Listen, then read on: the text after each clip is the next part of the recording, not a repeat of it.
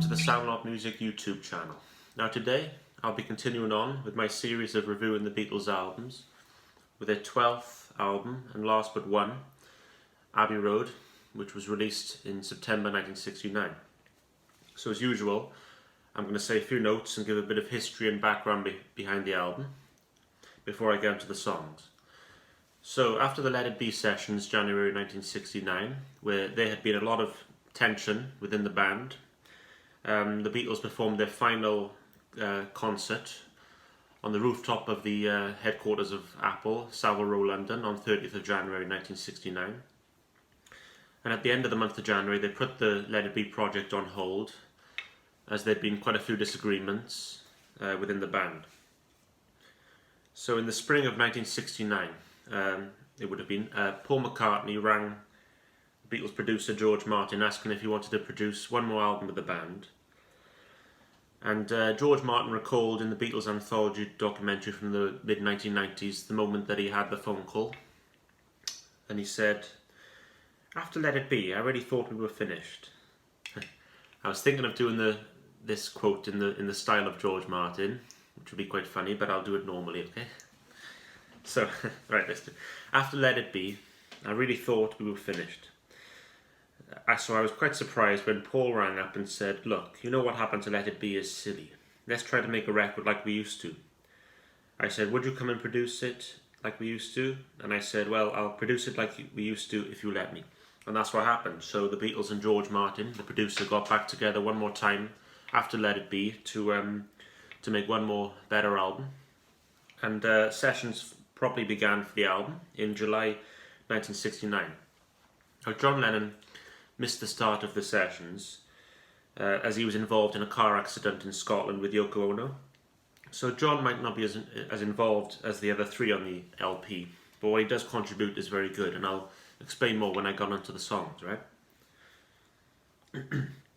Excuse me. So the album was completed by mid-August 1969 and was released on 26th of September 1969, interestingly, only 6 days after John had privately announced he wanted to leave the Beatles. Okay, so the album cover. The infamous Abbey Road album cover was taken by Ian McMillan on 8th of August 1969 in Abbey Road, London. And the original idea for the album, interestingly, was that they wanted to title it Everest. And they were going to travel to Mount Everest to shoot the cover, but then they thought of the simpler idea of just walking across the crossing by Abbey Road Studios. That building by there, can you see? That was the Abbey Road Studios, the famous studios that they produced their music in. The cover was shot on a warm summer's day, and Paul McCartney decided to kick off his shoes, which sparked the Paul is dead conspiracy, bare feet being a sign of death in Italy, apparently. And obviously that's nonsense, but it was a huge rumour, which people still talk about, and people started looking for clues then on album covers. There's a few on Sgt. Pepper and some clues in songs as well. And Abbey Road is an infamous one for the clues. And what a marvellous cover that is. Very simple when you think of it, but it's been parodied many times. So I'll just put that back there. So I have the 2019 50th anniversary reissue of the album, which I'll show you now. Here it is. It's the 2 LP set. 3 LP, sorry. And there's some outtakes on there. There wasn't like a full set, which I didn't go for at the time, which was quite pricey, but I had this as a gift because it was actually my 21st birthday. I had this around the same time of this 50th anniversary reissue, and I remember this went back to number 1 after 50 years on the British charts, which is excellent. That would have been in around September 2019.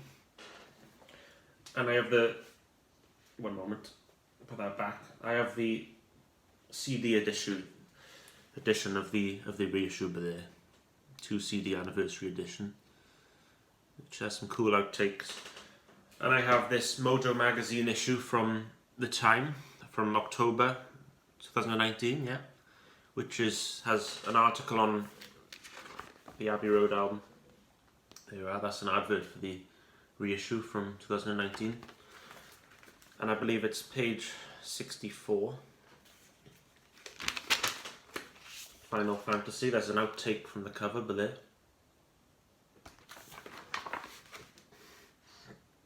So there's just some cool information, and there's music writers, talk about, go through each song, which I'm about to do in my own words, which is a bit different, but yeah, some cool information, some cool photos, and yeah, very interesting.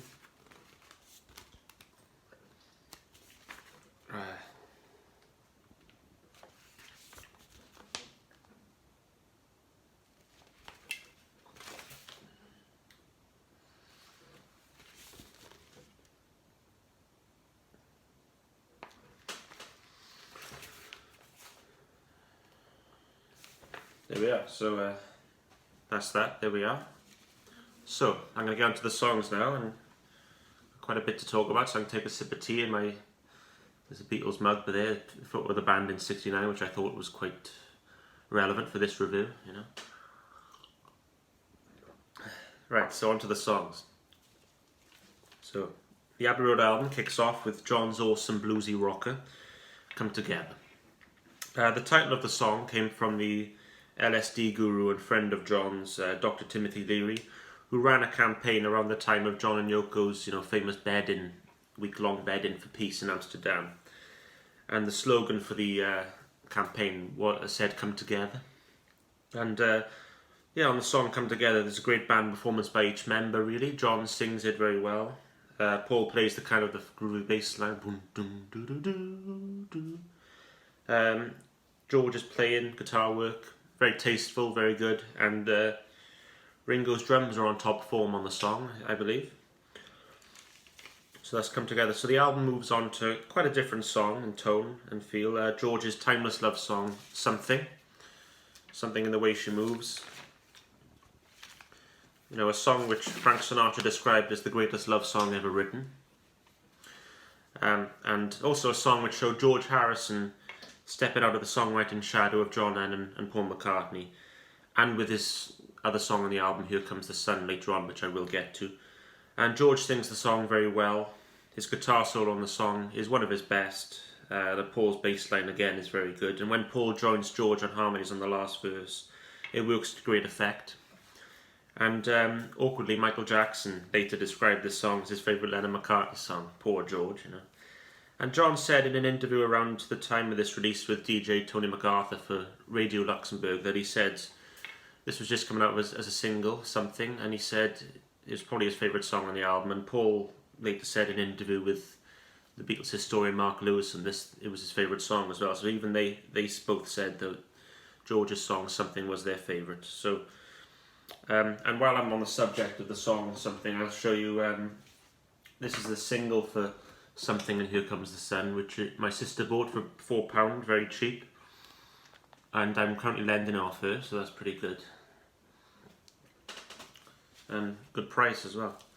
So we go along to Maxwell Silver Hammer, Paul's whimsical song, and is a song which not only divides opinion amongst fans but also amongst the members of the band. John, George and Ringo all said in interviews how much, frankly, they disliked this song, really.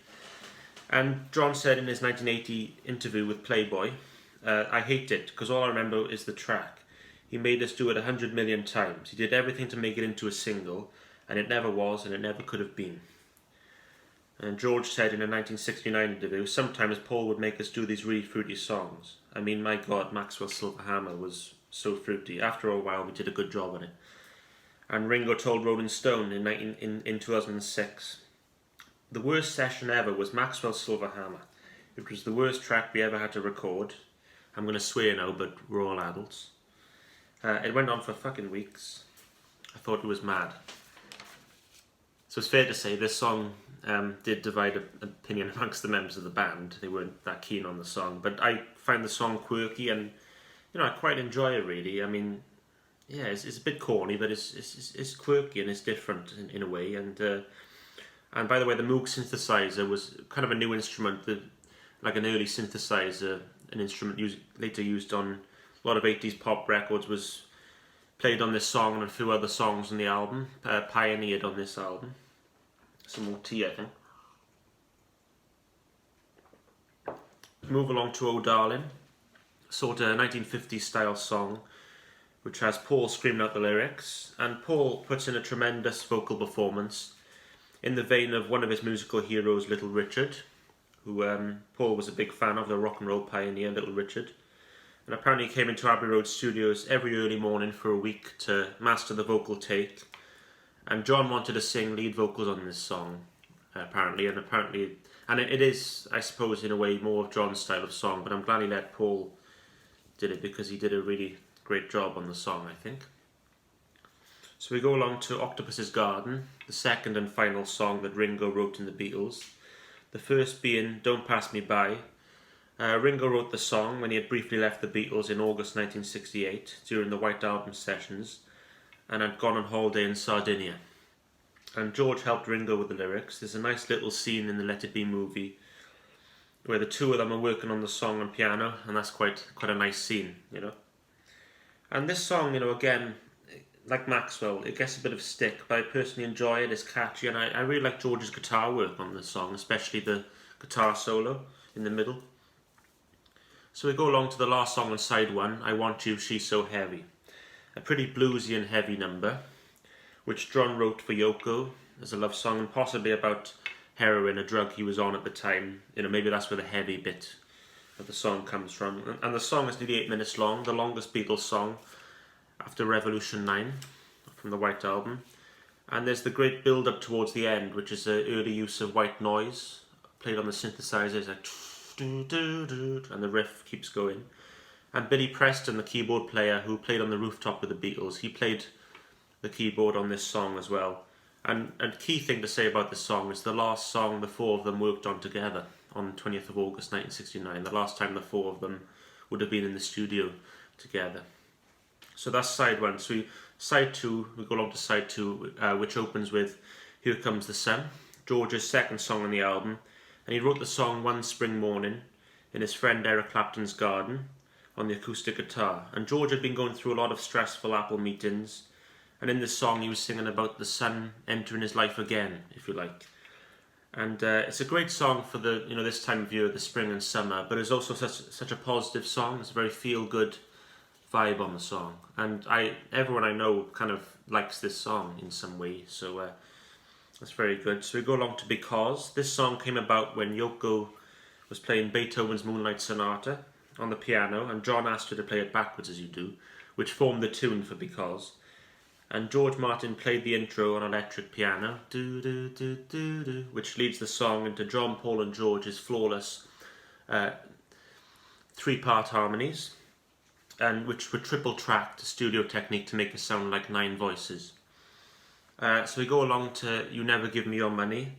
This is where the excellent Abbey Road long medley begins, and it continues to the end. The song, the end, and the end of the album. It's a brilliant medley. Song suite, by the way.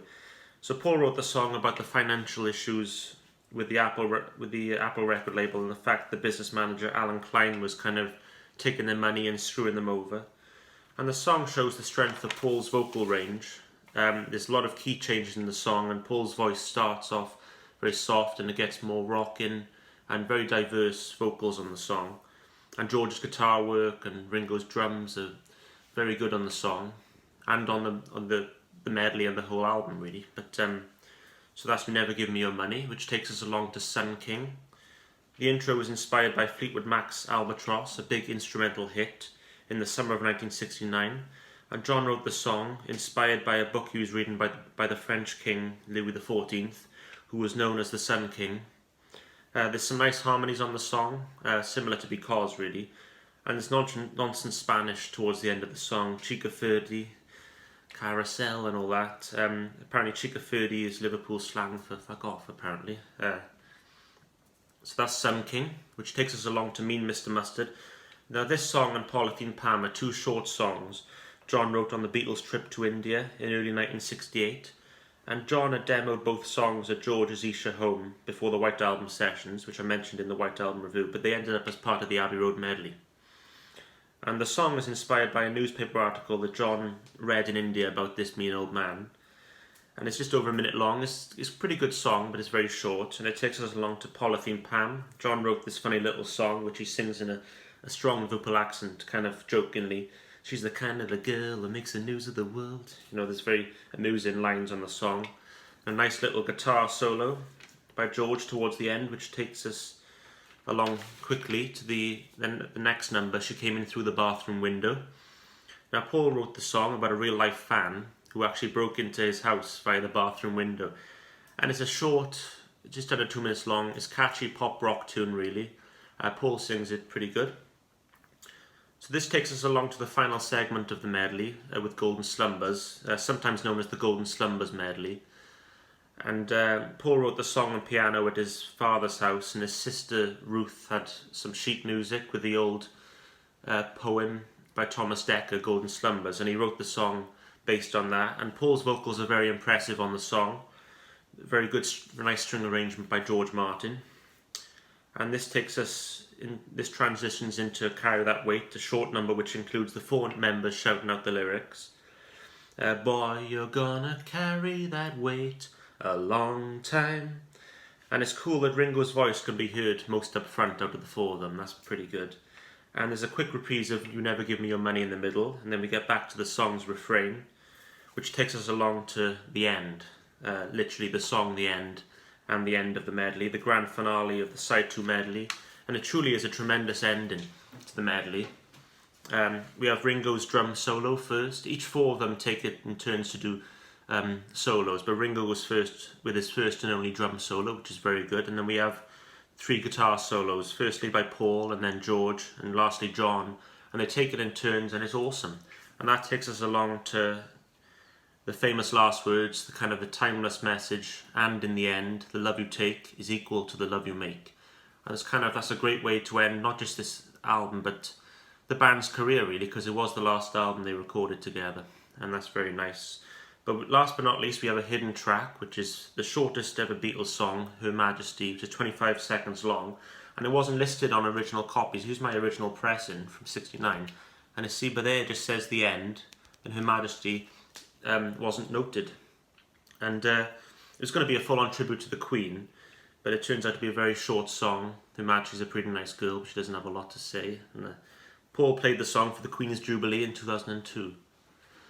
So, I hope you enjoyed my review of the Beatles Abbey Road album, the last to be recorded, but not last to be released. That's Let It Be, so that will be my final review.